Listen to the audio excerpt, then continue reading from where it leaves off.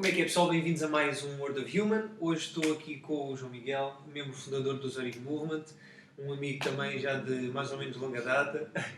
Para lá caminhamos. Ele está envolvido em vários projetos, já esteve envolvido em várias coisas, tem muita coisa para contar e pronto, eu não tenho perguntas, vou perguntando e logo se vê o que acontece. Como é que é? Está-se bem. Então, olha, para já vou fazer aquela pergunta mesmo à grupi, que é... Quando é que o que é que te atraiu para te começares a mexer, em primeiro lugar? Portanto, vamos dar um backtrack mesmo old school. Mesmo grande. Para falares também um bocadinho de, tipo, das coisas por onde tu passaste, também passaste pelo parkour, sim. antes era o basquete, não era? Yeah. Portanto, dá só assim um recap para as pessoas saberem. Pronto, mesmo desde o início, eu vivi em Angola, 6 anos, mesmo em pequenino.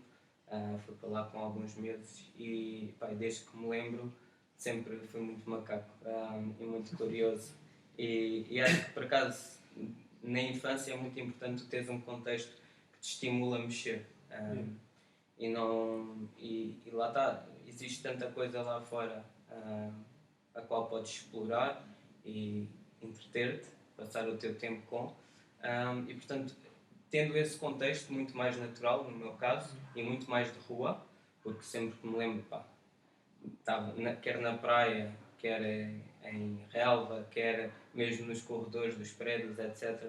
Tinhas sempre muitas pessoas a mexerem-se, muitos putos a mexerem-se principalmente, e eu lembro-me desde cedo aproveitar esse contexto natural para explorar e ficar um bocado longe dos meus pais e brincar e tudo mais.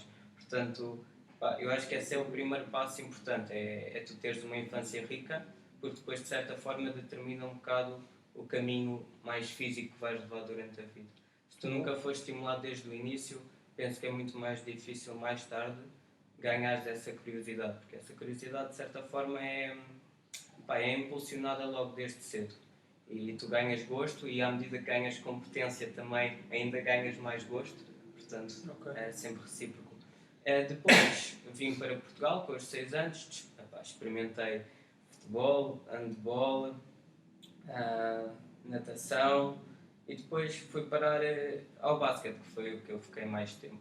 Portanto, antes de ir para o basquete andei um bocado em experimentação. Claro, também é normal. Quando tu és criança, tu não te consegues focar em nada, cada coisa é uma novidade e vais experimentar. E se calhar se vês que não tens ali logo um mínimo sucesso também, a atenção desvia e tu já estás noutra coisa. O importante é, de certa forma, é também não ter perdido a curiosidade e a vontade de fazer um desporto, porque acho que isso é sempre importante. E pronto, e acabei por ficar no basquete, fiquei no basquete 6 anos, 7 anos, acho eu. E estava mesmo determinado a ser jogador profissional, sempre pensei nisso. Aliás, todos os desportos em que meti, acho que não havia outra opção na minha cabeça. E pronto, mas o tempo foi passando e no basquete, por exemplo, o fator altura era muito importante e eu não tinha essa altura. Também a minha maturidade em termos emocionais também não era grande, ou seja, falta de confiança também é uma das coisas que sempre tive, pelo menos em miúdo. Portanto, isso acabou por me fazer ter uma má relação com o próprio basquete, de certa forma. E pronto, e aliado a isso, e começou também alguns problemas, fui operado que estava no 10º ou 11º, a primeira vez que fui operado ao joelho, no basquete, portanto sempre impacto e também se calhar tinha uma capacidade de salto relativamente grande para a minha capacidade em absorver esse impacto, então de certa forma e depois deixava andar, então acabei por ser operado no 11º. Operado o quê? Ao joelho, é contra uma lácia, desgaste da cartilagem, que é uma coisa que não é normal para um puto com... Sim, não é normal. 11º, né?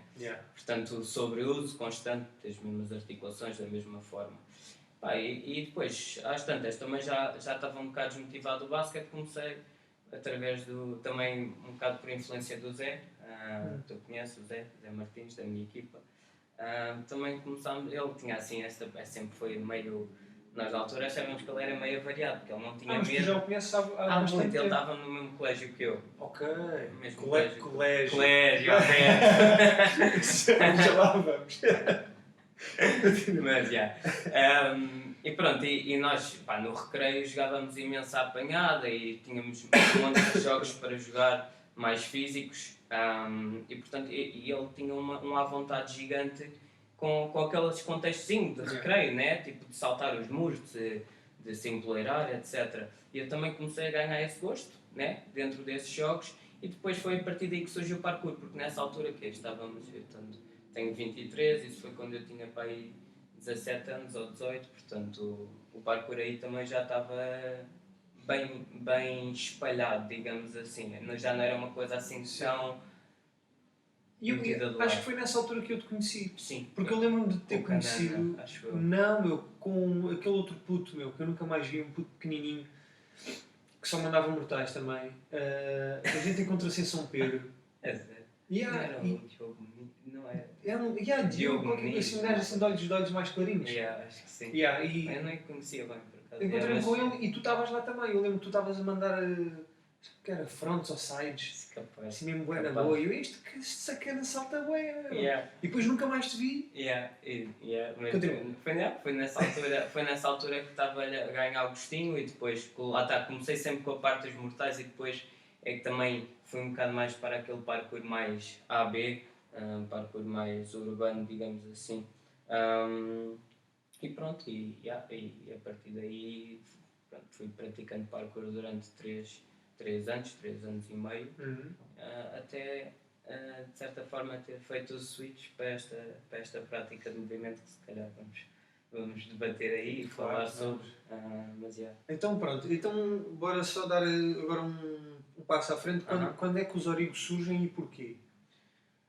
Surgem, ou seja, 11 de novembro de 2017, portanto foi há mais de 2 anos, 2 anos e um mês, qualquer coisa. E porquê? Epá, apesar do projeto ter surgido há 2 anos e um mês, foi há 3 anos mais ou menos que começámos a praticar. Ou seja, o projeto, tem uma missão educativa, né? Vem obviamente depois de termos começado a praticar, era impossível de outra forma. E foi através de um amigo em comum que eu conheci o Pedro, da minha equipa, o Pedro Martins, éramos da mesma faculdade, Okay. Apesar de ele já estar no Porto, eu estava no núcleo de ginástica, tinha um amigo em comum com o Pedro. Esse amigo em comum, uma vez chega ao núcleo de ginástica da FMH, diz assim: pô, tu conheces o Ido Portal, já viste os vídeos dele? Eu assim, não faço a mínima quem seja. Isso foi em que ano? Isto foi, portanto, há 3 anos, ou seja... Ok. Yeah. Portanto, até lá tu não tinhas conhecimento de quem Não. era o Ido Portal e o trabalho não. dele e não sei o quê. Não fazia a mínima. Boa. E nessa altura ainda estava um bocado no parkour, etc. Sim.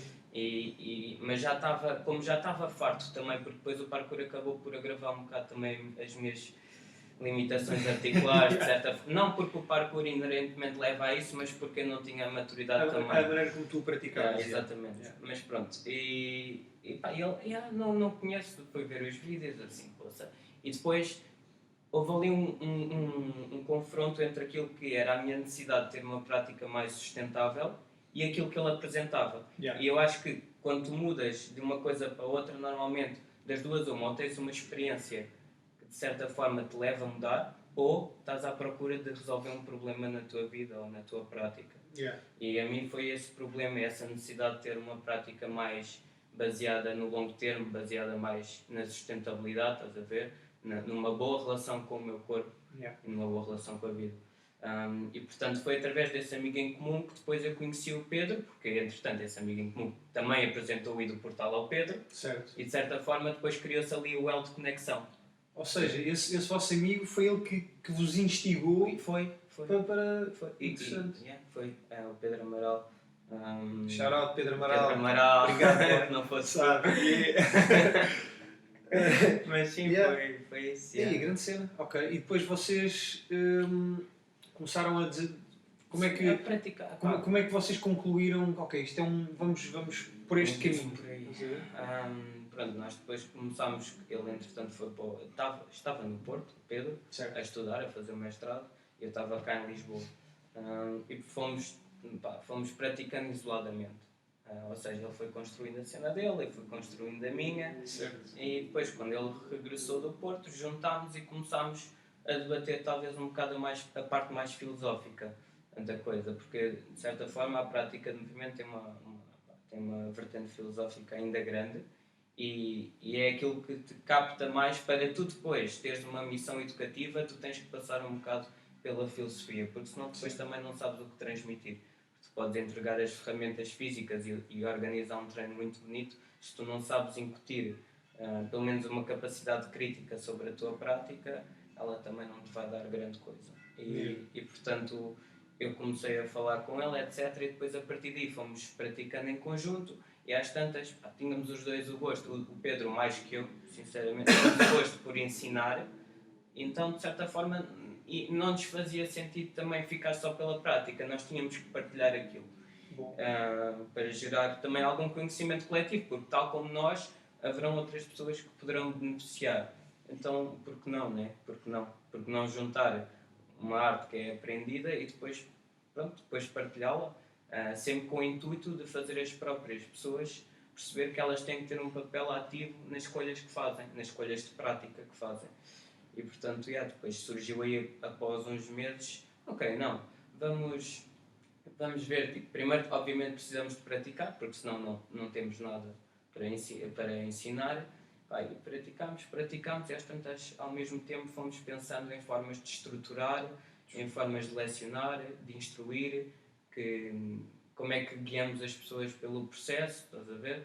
E pronto, e no início é sempre complicado, porque como é uma prática aberta, não existem fundamentos que tu precisas de dominar. Estás a ver? Quando tu tens uma disciplina, tu tens técnicas base, tens uma preparação física base. É mais fácil porque a disciplina está balizada dessa forma. Agora, quando tu tens uma prática de movimento que pode divergir para onde tu quiseres, é muito difícil tu dizeres assim, isto é a base, isto é o que tu tens que aprender se queres ser praticante disto. Estás a ver? Essa lógica é quase impossível de ser, de estar dentro da prática de movimento. Pelo menos é mais difícil. Obviamente que tu tens bases que queres construir, né? Limitações articulares que tu queres retirar, para a pessoa depois também conseguir praticar como deve ser. Mas é difícil. Difícil. Sim, diz. Não, é porque, por exemplo, tu és professor de parkour, tu sabes que antes de quererem fazer aqueles saltos malucos e grandes técnicas muito complexas e fazer percursos muito difíceis, tu sabes que tens uma base pelas quais os praticantes, os aprendizes têm que passar para depois conseguir dominar as coisas que estão no nível seguinte. E para ti, se calhar, é mais fácil, também porque és praticante, mas porque é uma disciplina, ou seja, tu já tiveste outros praticantes da mesma disciplina que, de certa forma, por exemplo, os Yamakase, né, deram-te uma noção daquilo que poderiam ser os fundamentos para o parkour. Exatamente, eu até quando estavas a falar nisso, eu estava-me a lembrar precisamente daquele documentário dos Yamakase, que é o Generation Yamakase. O link vai estar na descrição também. Em que precisamente eles estavam a falar, eles na altura tinham feito uma associação e estavam a falar com o responsável, sei lá, de um espaço qualquer ou de algum intermédio entre eles e o público, e eles estavam a dizer que os alunos deles no primeiro ano estão proibidos de ir para a rua.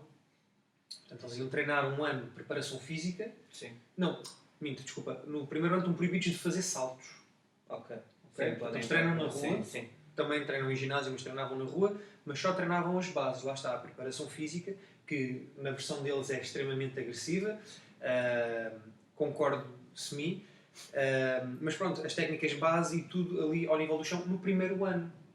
No primeiro ano, e depois, claro que a partir do segundo seria uma cena mais guiada, e fazendo esse paralelismo, tipo, isso fica-me bem na cabeça. E o que eu vejo, o que eu tenho visto não só em Portugal, também fora, mas também em Portugal, no ensino do parkour,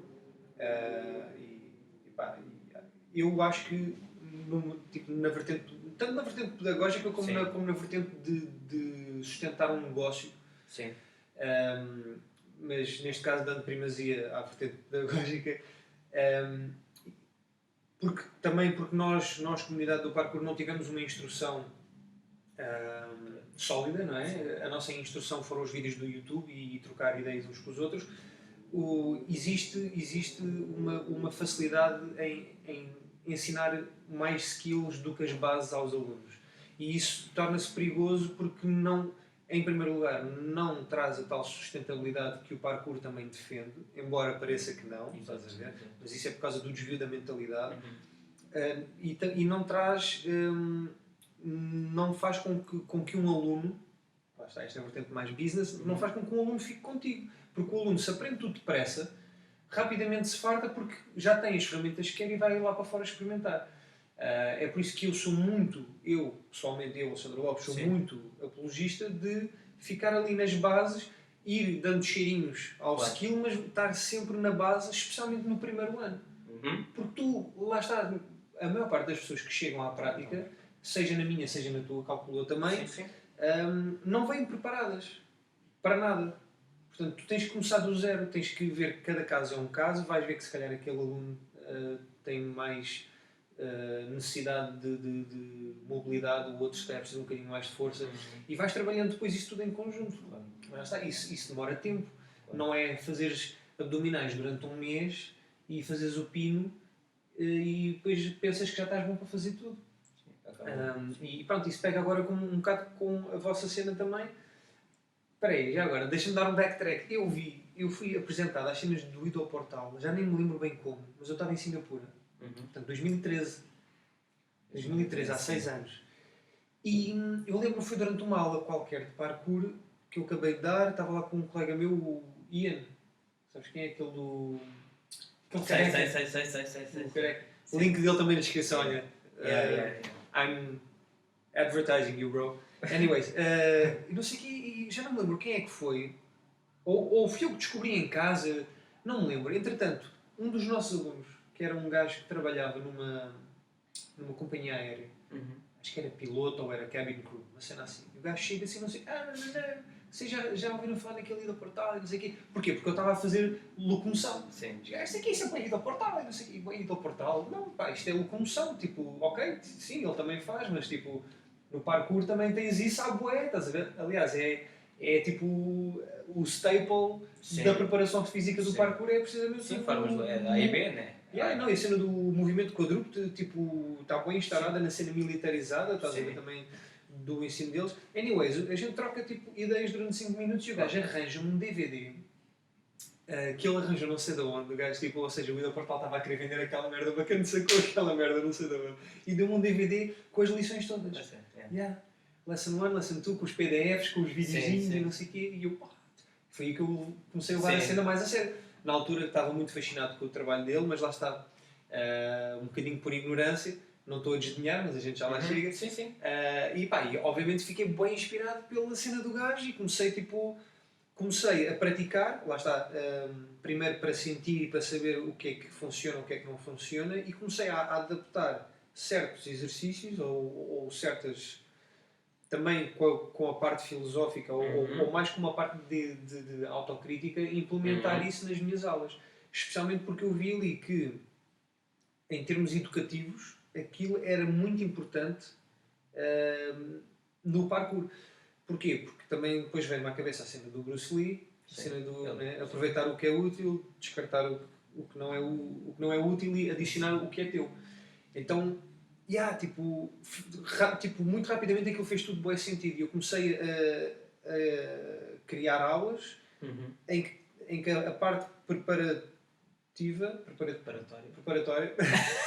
em que a parte preparatória era precisamente mais numa abordagem generalista do movimento para o teu corpo estar disponível também para depois ir para a parte específica, mas ainda na parte preparatória, mas específica das técnicas de parkour, para depois ir mesmo para as técnicas de parkour. Sim, faz sentido. Mas claro que o Ido Portal não é a única referência. E deixa-me só dizer mais uma coisa também. É de louvar bué a vossa cena, porque tu e o Pedro, então, em muito pouco tempo, mas também porque vocês já deviam vir bem preparados, mas conseguiram fazer uma adaptação muito rápida de quase todas as cenas que abram, Sim. ou que pelo menos o primeiro e segundo passo, quando tu entras no movimento, tem. Vocês adaptaram-se muito rapidamente e muito bem. Senti, por acaso senti isso. Continua a falar, deixa eu só ver se Sim, isso não desligou. Isso. Está-se bem, bora. Não, é isso. Eu acho que nos adaptámos relativamente bem.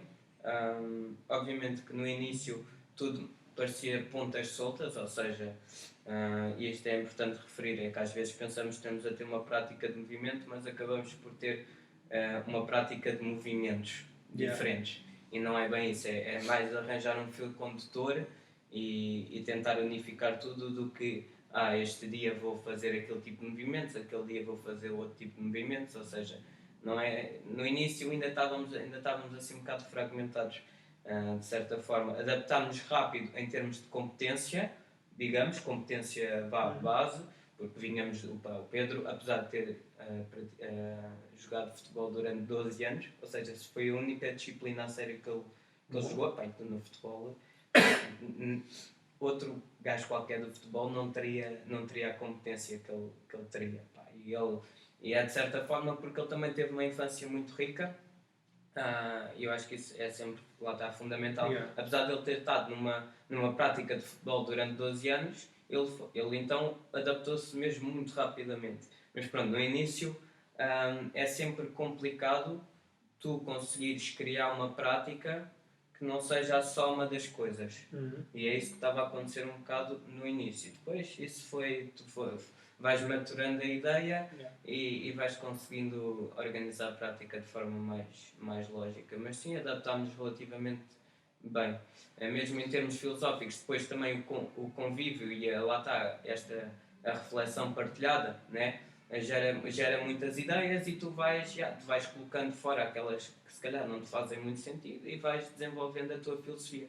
E depois às tantas tu experiencias através do corpo e depois intelectualizas, ou intelectualizas e refletes e tentas passar para o corpo, né? E isto dá-se de forma não é consecutiva, mas é contemporânea, dá-se ao mesmo tempo, de certa forma, né?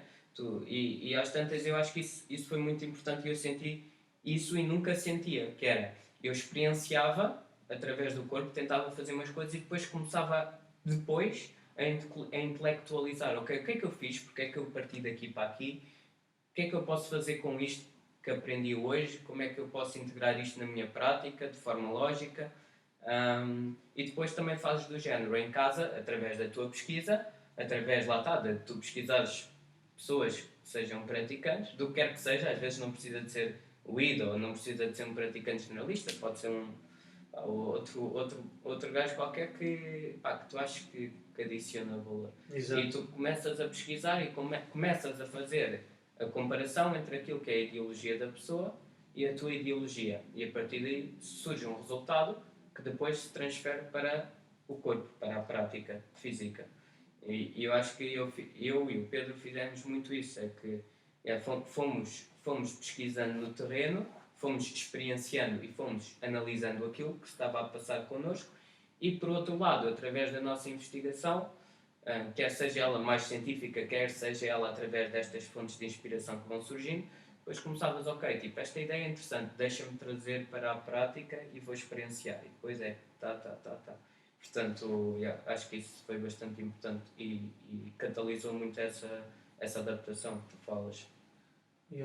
Isso é bem interessante porque, tipo, não é que haja algo de mal, e eu agora vou falar um bocadinho mais especificamente do parkour, não é que haja nada de mal em só fazer os movimentos pelo prazer de fazer os movimentos e aprender só porque sim, ou enquanto estás a aprender o único pensamento crítico que tens é como é que eu posso cair melhor, estás a ver?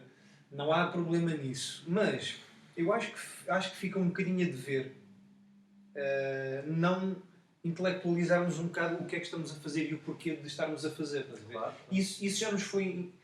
Não é que eu esteja tipo, lá está, spreading the gospel of anything, estás a ver? Mas é tipo, isso já nos tinha sido incutido pelas pessoas que criaram a cena. Sim. Que foi, eu em 2007 estive num parkour Generations Rendezvous, estavam lá os Yamakasi, e no fim estava muita gente a perguntar coisas e no fim eles é que nos fizeram a nós uma coisa muito que foi: porquê vocês praticam?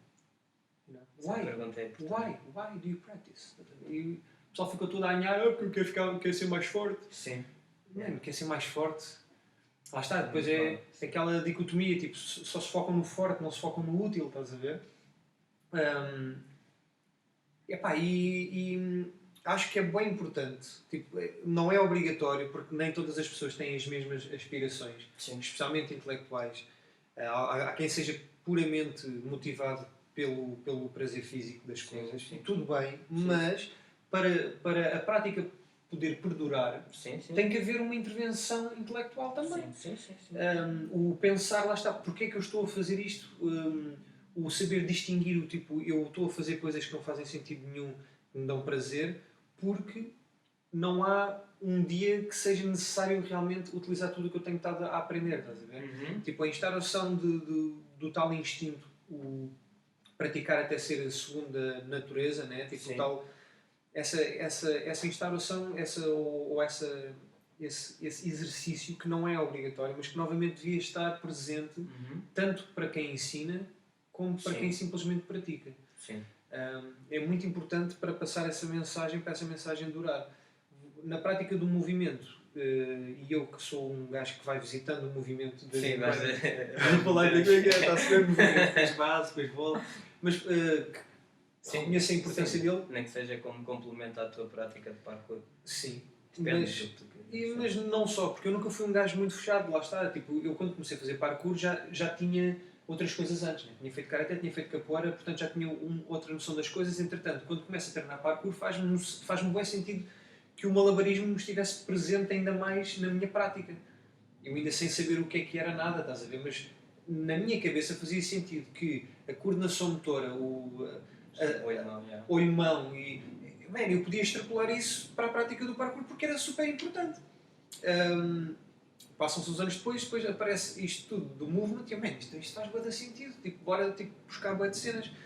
Na prática do movimento, e agora tu sabes mais do que eu porque dás mais aulas nesse sentido, como é que é, que tipo de público é que tu tens? Ou seja, tens público também motivado só pela cena física, do aprender um skill, ou não, consegues rapidamente, ou consegues criar essa empatia de lhes dar essa necessidade, ou de lhes criar essa busca intelectual, essa busca interior, como é que isso funciona? Sabes, essa pergunta é engraçada porque eu sinto que as pessoas não gostam muito, não gostam muito, mas descartam muito aquilo que eu digo enquanto ensino e estão muito preocupadas com as ferramentas físicas. Obviamente que há pessoas especiais no sentido de ouvirem ativamente aquilo que estou a dizer e eu estar a ver pela cara delas que elas estão mesmo tipo, estou a comparar isto com aquilo que eu tenho cá na minha cabeça. Eu sinto que há pessoas que ouvem ativamente, mas a maior parte das pessoas, e eu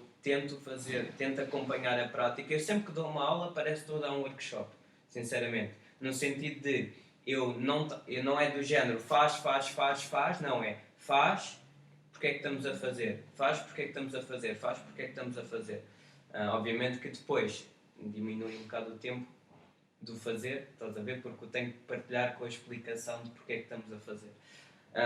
Mas pronto, e eu sinto que é difícil trazer a parte filosófica e fazer com que as pessoas, de certa forma, pensem mais sobre aquilo que estão a fazer. Porque lá está, a maior parte das pessoas que nos procuram, das duas, uma, ou são levados pela moda, do género, isto agora está mais ou menos na berra de, pronto, não... simplesmente... Sim, é verdade. Simplesmente também, pronto, quando as coisas começam-se a expandir, o pessoal tem vontade de fazer parte e não ficar excluído.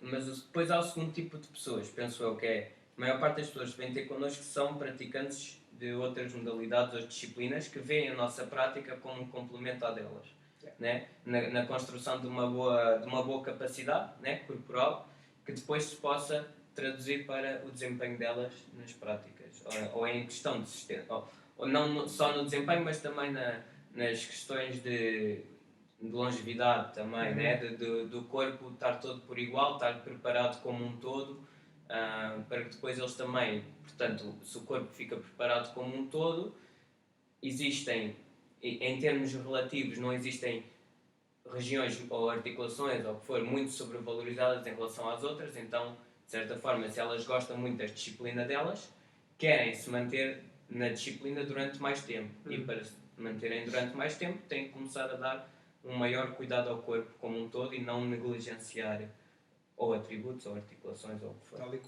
Tal e qual. E depois há um terceiro tipo de pessoas, que é o mais pequenino, infelizmente, que é aquelas pessoas que são mesmo curiosas. E eu acho que a curiosidade, para mim eu uso a curiosidade para praticar, é a mesma palavra certa, é eu ser curioso. Eu ser curioso e ter a necessidade de me atualizar. Yeah. Né? Da questão de me superar e para mim a prática é muito sobre a presença e surrender, tipo, render-me ao momento, render-me ao momento e dar o meu máximo. Mas pronto, o terceiro tipo de pessoas são aquelas pessoas mesmo curiosas que não, isto é super interessante e eu vivo num corpo, não me faz sentido não ter este domínio sobre ele, porque lá está, a qualidade de movimento e a capacidade de eu ter um corpo que está pronto. Peço desculpa pessoal, houve aqui devem ter reparado que houve um corte porque a câmara decidiu parar de gravar, não sei porquê. Mas pronto, vamos voltar então à cena, estavas a dizer. Estava a dizer que existem um terceiro tipo de pessoas que vêm ter comigo, que vêm ter connosco, que são as pessoas que são curiosas e que realmente querem ter uma melhor relação com o corpo delas, porque percebem a importância disso para a vida.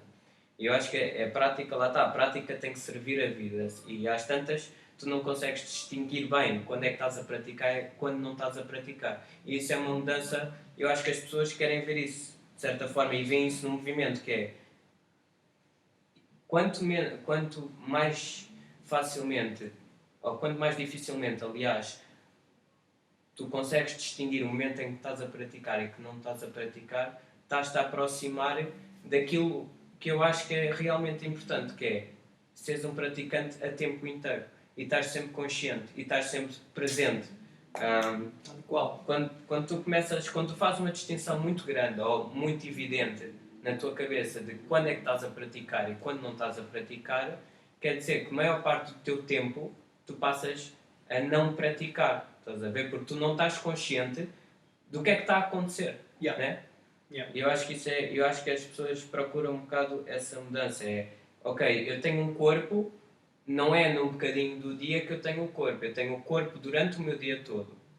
Então se eu estiver super consciente daquilo que está a acontecer no meu corpo, não só naquele momento em que eu decido, ok, vou ter uma prática mais estruturada, vou organizar aqui uma ação, a partir do momento em que tu percebes que tens um corpo durante o dia todo e que ele merece a tua atenção e merece a tua awareness, tu vais viver melhor, como consequência, né? Só o facto de estás consciente, ok, tipo, eu estou aqui, eu tenho que sentir o meu corpo enquanto estou aqui.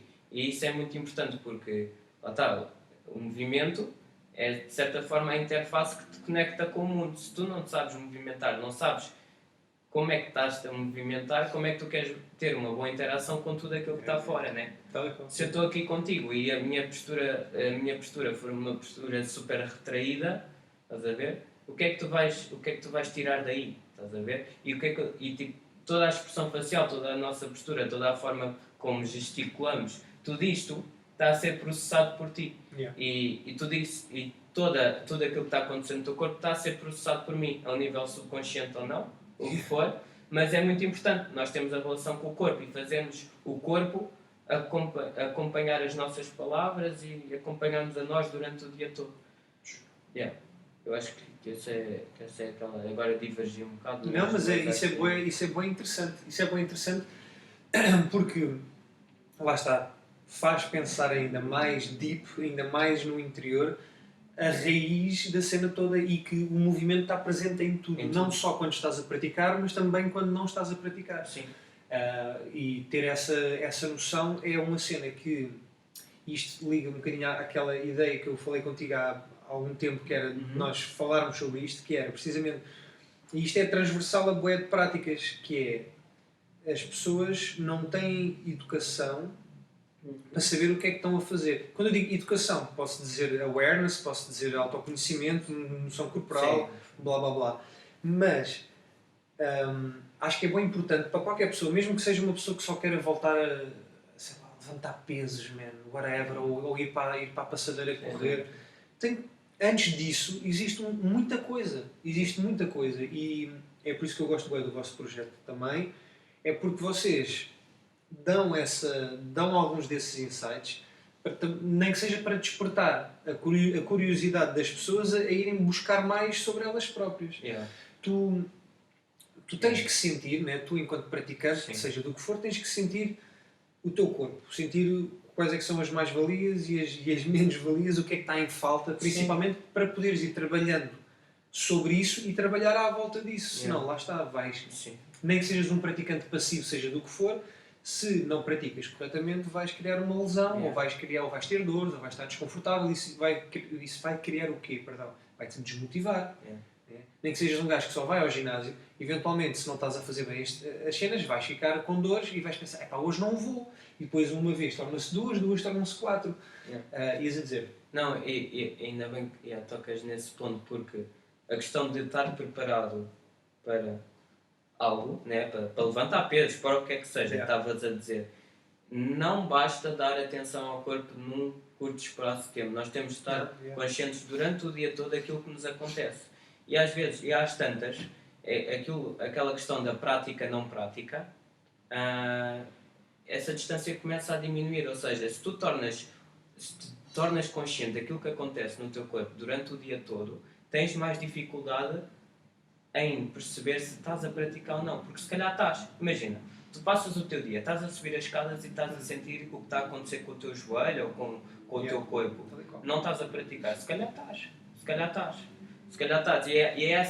E às tantas tu não percebes, não consegues diferenciar assim tão bem de quando estás a praticar ou quando não estás a praticar. Porque nesse momento, se calhar na tua cabeça não estás a praticar, mas estás, porque estás consciente. Mas mesmo que tu não provoques nenhuma alteração, tu estás a obter uma melhor relação com o teu corpo, que depois se vai transferir para as sessões mais estruturadas e para aquilo que tu gostas realmente de fazer, aquela atividade, aquele exercício, aquela área de interesse, o que for.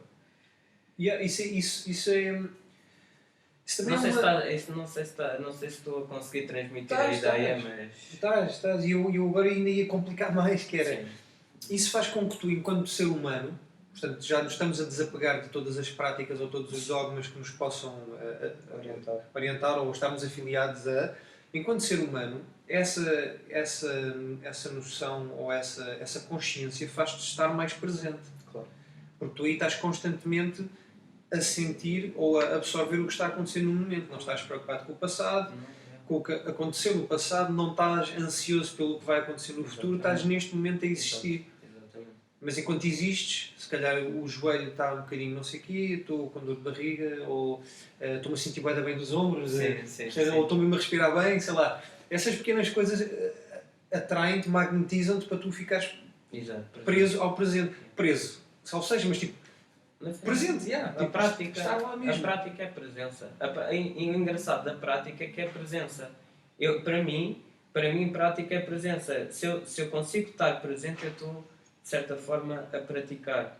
E é aquela abordagem focada no processo. Né? Respeito ao processo, claro.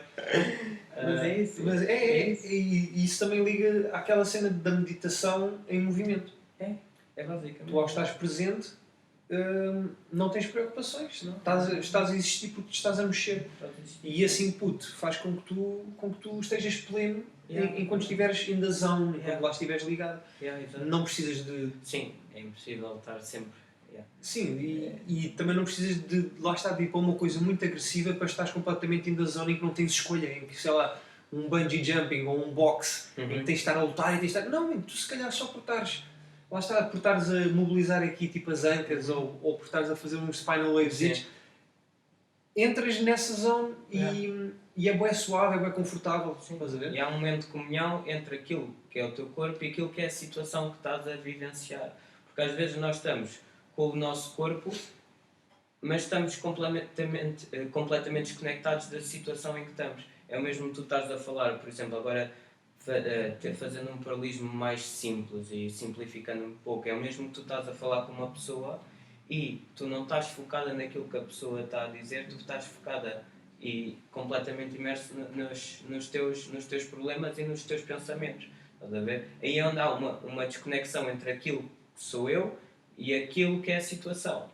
Né? Sim, isso é uma falta de empatia, em primeiro lugar, e é um bocado egoísmo também. Falta de presença. Quer dizer, não me interessa o que tu estás a dizer. Vamos pensar sobre as minhas coisas. E falta de presença. Né? Sim.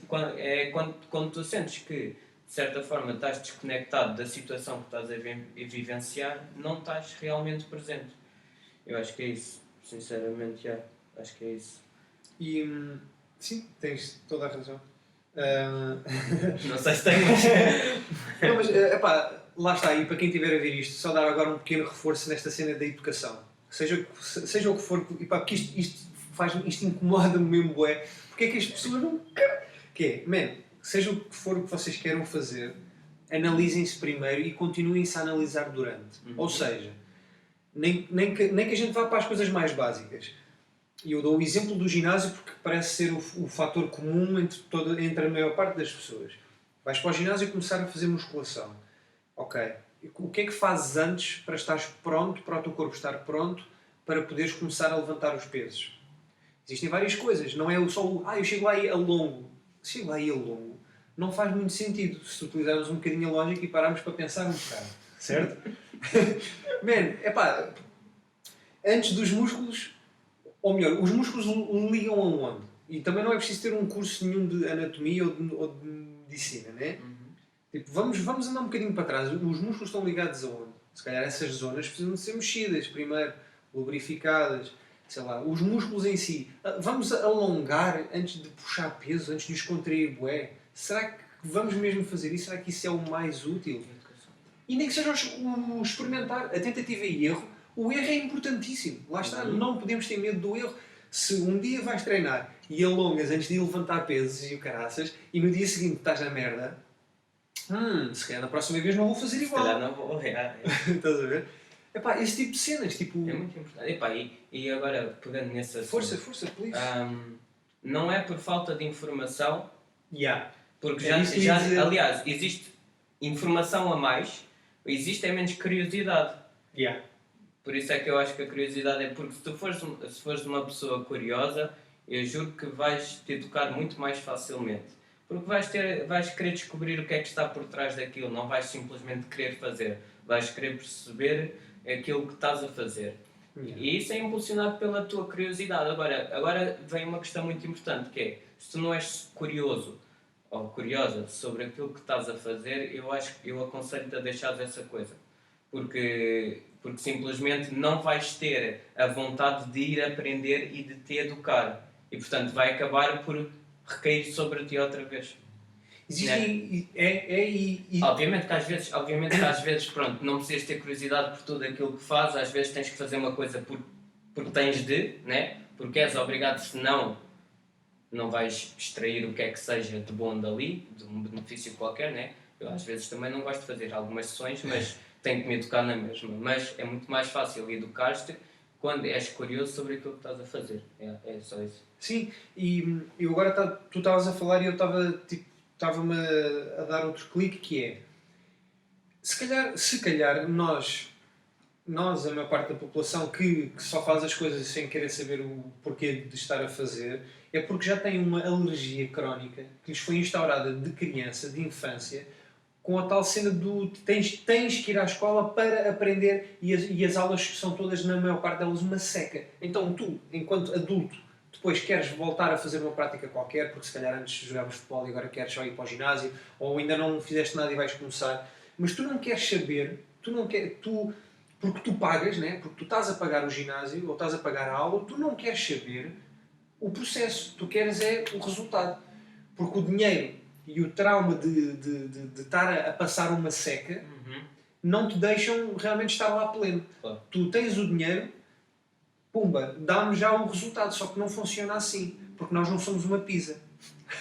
É verdade. Tu não metes a pizza no forno, esperas e ela sai, e não pensaste sobre nada. O calor fez a cena... Não, mano. Tu tens um corpo, chaval. Yeah. E o corpo é uma cena... Tu, chaval, enquanto ser humano, lá está, tens de te mexer, porque o corpo foi feito para isso, mas também tens de pensar sobre o porquê de te estares a mexer ou o que é que o mexer te está a fazer a ti. Porque lá está, eu estava há bocado a ser um bocadinho mais específico sobre articulações e músculos, porque, man, a maior parte das lesões são tendinites, são também condromalácias, e algumas contraturas, man, musculares também imensas, estás a ver? Então, man, então que se calhar faz falta, para já, fazer um bom aquecimento e recolher um bocadinho de informação específica, porque cada pessoa é uma pessoa, sobre qual o aquecimento melhor para essa pessoa. Sim. E trabalhar a partir daí. E contactem alguém que saiba. E alguém que vos ajude, porque lá está. Exatamente. Não sei, é lógico, né? Em vez de estarem a ver blogs assim que não sabem bem de onde é que vem, pá, contactem alguém que saiba e não tenham medo de pedir ajuda, porque às vezes acho que as pessoas também têm um bocado aquele orgulho de não, eu sei fazer isto, então não preciso da ajuda de ninguém, etc. Pá, e não funciona assim. E ainda para mais, aquelas pessoas que imagina que praticaram seja lá o que for há 10 anos atrás. Há 10 anos, perdão. Se era há 10 anos atrás é uma redundância. Há 10 anos. Ponto. Praticaram algo há 10 anos, certo? Sim. E agora querem voltar. 10 anos depois querem voltar ou a essa prática ou a outra prática qualquer. E começam exatamente da mesma forma como começaram naquela altura. Para mim isso é um grande problema. Porquê? O teu corpo já mudou nesses 10 anos. Nesses 10 anos em que tu não praticaste nada. Okay? Portanto, tu não podes simplesmente começar de onde largaste. Tem que haver um período de adaptação. E não só o período de adaptação, como os métodos utilizados naquela altura podem hoje em dia estar atualizados. Na maior parte das vezes estão atualizados. Sim, então. E mais especificados e menos invasivos, menos impactantes na tua saúde física. Portanto, lá está. Pensem antes de fazer as coisas. Seja um salto para... Ou pelo menos pensem depois de fazer as coisas. Já não era mau. Os dois. Yeah. Pá, lá está, tentativa e erro. Se erram, tentem perceber porque em que medida é que isso foi um erro. E de que forma é que vocês podem reformular isso. Sabes. E agora fazendo uma pergunta bué tosca. Em quanto tempo é que fizeste o One Arm Chin-Up? Sim, não nada a ver. Em quanto tempo? Eu nunca... Lá está, isto é importante dizer. Eu nunca treinei especificamente para o One Arm Chin-Up, para uma elevação a um braço. Nunca. Foi resultado de uma prática muito mais intuitiva e orgânica do que uma prática estruturada. O que não quer dizer que eu estruturar no sentido de conseguir uma elevação a um braço venha mais tarde, não, até vem mais cedo, né? Se eu estruturar uma coisa especificamente para algo, esse algo em princípio há de chegar mais cedo, mas como na minha visão eu não gosto de estar muito preso a uma abordagem repetitiva e quantitativa com o objetivo de chegar a uma coisa muito específica. O que me interessa é o global, né? E os específicos vou apanhando aos poucos. Pronto, foi tudo resultado de uma abordagem muito mais intuitiva, muito mais orgânica, digamos assim, muito mais qualitativa. Foi um resultado de eu escalar, um resultado de eu explorar a parte do envolvimento físico e ter sempre lá o padrão, etc.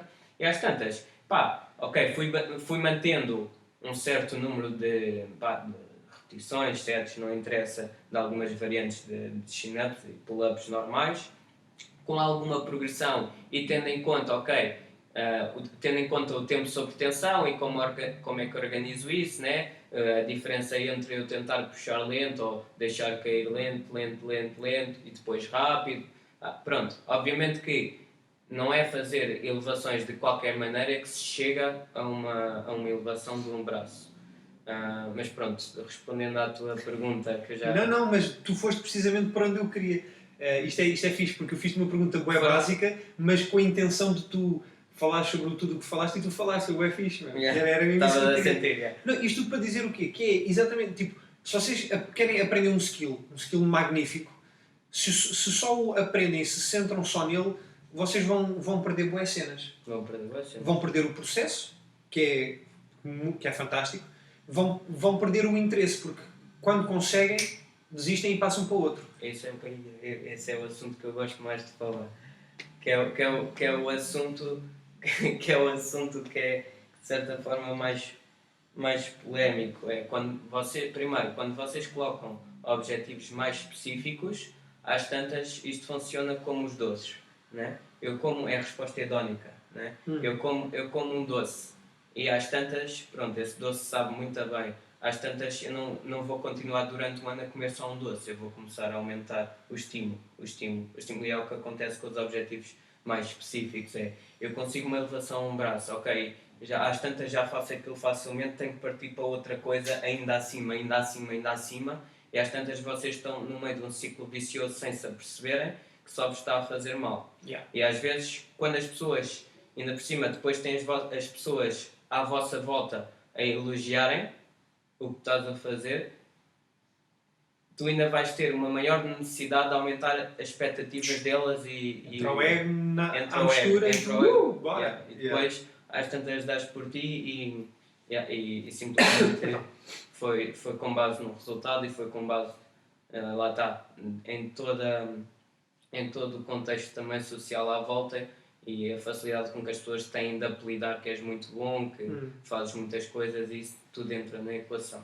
Portanto, os objetivos específicos eu gosto de os colocar, simplesmente não vejo nenhuma urgência em tentar obtê-los e, portanto, eles vão surgindo mais como uma consequência da prática do que propriamente uma causa ou algo que eu anseio muito. Foi o que aconteceu com a elevação braço, entretanto já perdi por acaso, já não... Pode haver um outro dia que consiga, mas não regularmente. Mas já não está no teu saco. Já não está no meu saco e as coisas perdem-se. Às vezes as coisas perdem-se, mas eu não estou minimamente triste com isso e, obviamente, não, lá está, como não é o meu foco. E o mais importante disto é vocês constituírem uma prática que vos sirva, estruturarem, mas também terem uma abordagem mais qualitativa e não tão à base, lá está, da repetição igual do mesmo estímulo e, de certa forma, deixar que as coisas aconteçam. Porque quando a prática está bem estruturada, organizada e baseada num processo de sobrecarga saudável, as coisas vão aparecendo.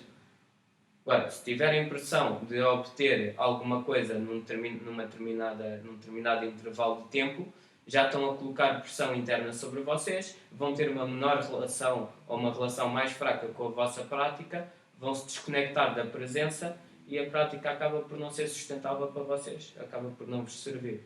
Isso é isso que eu acho. É mesmo? É mesmo. Antes de terminarmos, esta vez, porque da próxima vez, este gajo tem nós temos bué de ideias para falar e como eu estou só a fazer isto com 1 hora, ele tem que voltar mais vezes, está-se bem. Da próxima vez vamos falar mal do Ido Portal e vamos também dizer o que é que pensamos de muitos outros Instagramers do movimento. Por isso não me percam. Para finalizar, queria que só me desses um input da tua abordagem, enquanto tu, João Miguel, da tua abordagem à nutrição. E como é que ela se reflete na tua prática. Tens 5 minutos. Eu também não tenho muito para dizer. Boa, ok. Não. Porque também é importante, tu enquanto humano mexes, mas também enquanto humano comes.